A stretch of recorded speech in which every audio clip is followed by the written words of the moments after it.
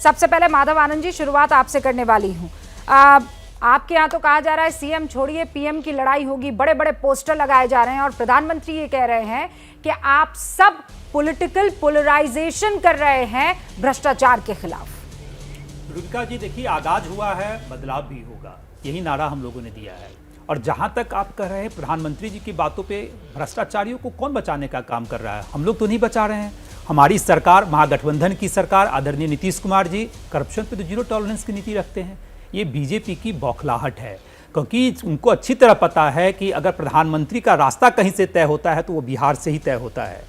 तो निश्चित रूप से एक तरफ बीजेपी बिहार में और एक तरफ सारी विपक्षी पार्टियां, बीजेपी अपने आप को अकेला महसूस कर रहा है और उसको पता है कि अकेले वो चुनाव में कुछ नहीं कर पाएंगे, इसलिए इस तरह की अकेले चुनाव में नीतीश कुमार कब क्या कुछ कर पाए? देखिए, नीतीश जी ने कब कहा कि मैं अकेले पूरे देश में चुनाव लड़ लूंगा? क्या हम लोगों ने ऐसा कहा? नहीं, मैं तो कह रही हूँ बिहार में अकेले क्या कुछ कर पाएंगे? आदरणीय नीतीश कुमार जी तो सबसे बड़े नेता हैं, यही कारण पूरा विपक्ष एक साथ नेता है। पर मुझे एक आप मौका बता दीजिए जब खुद के दम पर वो बन गए हो चीफ मिनिस्टर बिहार के। देखिए बिहार का तो कौन सा बीजेपी अकेले कभी सरकार बना ली है? देखिए बिहार का जो समीकरण है उस समीकरण जेडीयू से है ना। नहीं, मैं बता रहा हूं जफर इस्लाम से तो उनका सवाल मैं बता रहा हूं ना। आदरणीय आप बहुत बड़ा सपना देख रहे हैं, उस सपने का कुछ तो आधार सपना होगा तो ना? एक है हम लोग का, क्या बीजेपी मुक्त भारत। बीजेपी जिस तरह बीजेपी नारा दी ना कि सिर्फ पूरे भारतवर्ष में एक पार्टी जिंदा रहेगी बीजेपी और सारी पार्टियां समाप्त हो जाएगी, पूरे देश को सिंगल पार्टी सिस्टम में लाना चाहते हैं। और भारत जैसे बड़े लोकतांत्रिक देश में अगर किसी नेता की ऐसी सोच हो कि सिर्फ बीजेपी अकेली पार्टी रह जाएगी, सारी पार्टियां समाप्त हो जाए, तो सिंगल पार्टी सिस्टम भारत के लोकतांत्रिक ढांचे के लिए एकदम उपयुक्त नहीं है।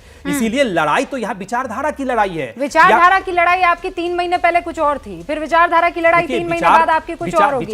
ये विचारधारा है या ये कुर्सी वाला नारा है? देखिए, कुर्सी का अगर नारा रहता तो वहां तो बीजेपी के भी साथ हम लोग थे। बीजेपी कौन सी कुर्सी छीन रही थी? बीजेपी कौन सी कुर्सी छीन रही थी? आदरणीय मुख्यमंत्री जी के नेतृत्व में सब लोग काम कर रहे थे। आप लोग तो कोई कुर्सी नहीं छीन रहे थे ना, लेकिन उसके बावजूद फैसला लिया ना, और वो ये कह रहे हैं कि अब हम पूरी तरीके से तैयार है।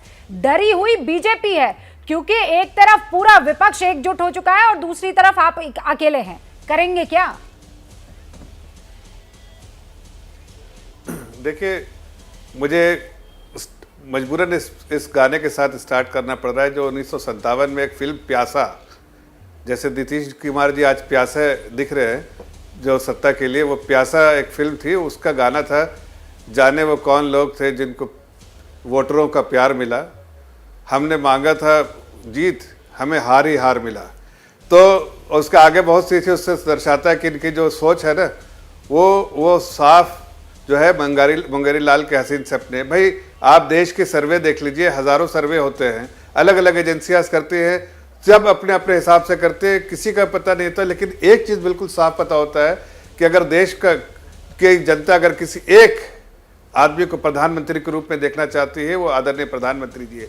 उनकी जो पॉपुलैरिटी है वो सबसे आगे है, बीजेपी का जनाधार सबसे आगे है। आप हमारे कंधे पर बंदूक रख के बराबर चलाते हैं, हमारे कंधे में बैठ के आप जो है रास्ता पार करते हैं। आज आपको भी एहसास हो जाएगा, 115 से 45 से आगे हैं और उसके बाद और भी पैदल हो जाएंगे जल्दी। आप देखिए, आने दीजिए, जब आने दीजिए 2024 का, आपको अपनी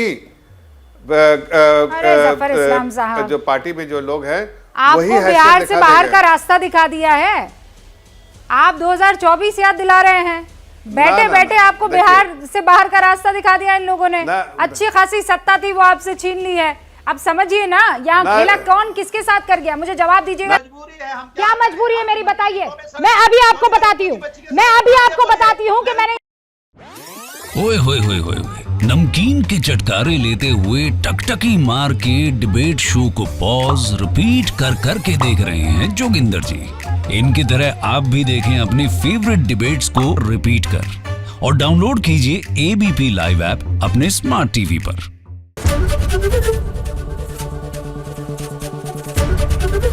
एबीपी न्यूज आपको रखे आगे।